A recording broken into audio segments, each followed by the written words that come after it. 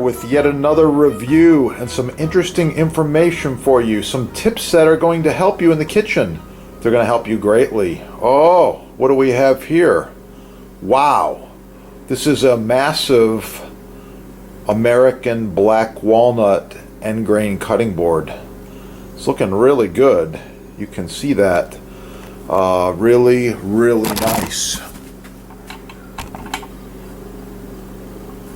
Really, really nice. A few things about this. This is harvested from sustainably renewable forestry.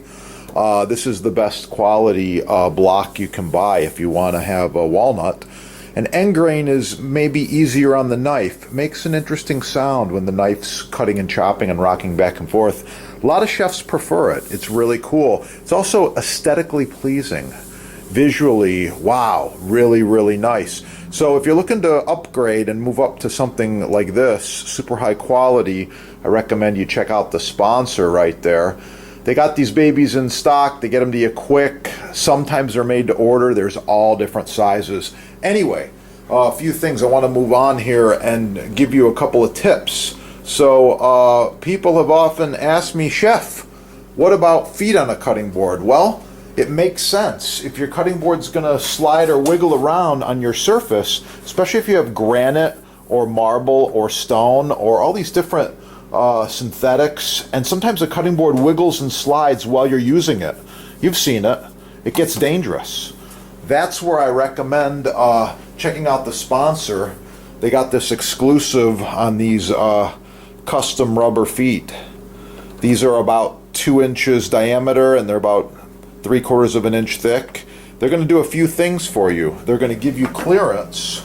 I'll put a few under here right now for you. They're going to give you clearance. They're going to make it non-slip, and they're also going to let the humidity, the moisture, and the air flow around your cutting board. There you go. Nice air gap there. That's what I'm looking for.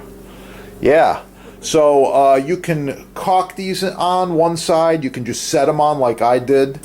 You know, we've had people use screws or nails or attach them that way. However, whatever you want to do. But the main thing is the air gap. It's nice. I like it. This cutting board, by the way, is reversible.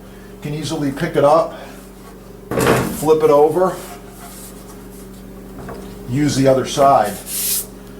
And wow, really nice. Should last you easily a lifetime if you take care of it. Keep it out of the sink, oil it regularly, and it's going to be good. A couple more tips for you here. Let's see, what do I got? I got the board cream, and I got the mystery oil. 2 products you should have in your kitchen with the best block. Yeah. I'll be back with more. Subscribe right here. Check out more on this channel.